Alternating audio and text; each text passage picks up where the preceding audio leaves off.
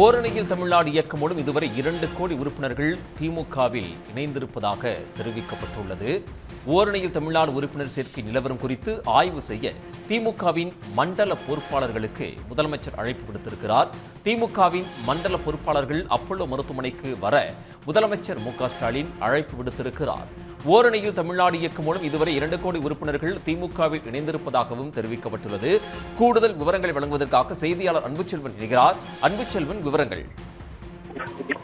குறிப்பாக ஓரணியில் தமிழ்நாடு என்ற பிரச்சார இயக்கத்தை திமுக தீவிரமாக மேற்கொண்டிருக்கிறது. இதுவரைக்குமாக 2 கோடி பேர் இணைக்கப்பட்டிருக்கிறார்கள். இது குறித்து முதலமைச்சருடைய பக்கத்தில் கூட வெளியிடப்பட்டிருந்தது.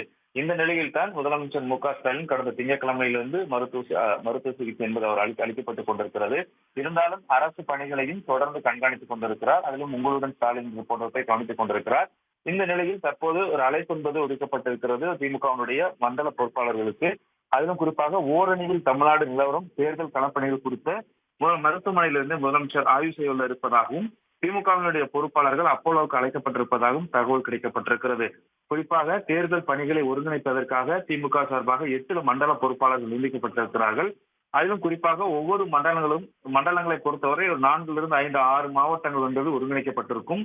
அதன் அடிப்படையில் பார்க்கும் பொழுது கே.என். நேரு, அதே போன்று திமுகவினுடைய துணை பொதுச் செயலாளர் கனிமொழி, ஆர். ராசா, அதே போன்று ஒவ்வொரு மாவட்ட வேலூர், தேனி மாவட்டங்களை பொறுத்தவரை செந்தில் பாலாஜி போன்ற 8 மண்டல பொறுப்பாளர்கள் நியமிக்கப்பட்டிருக்கிறார்கள்.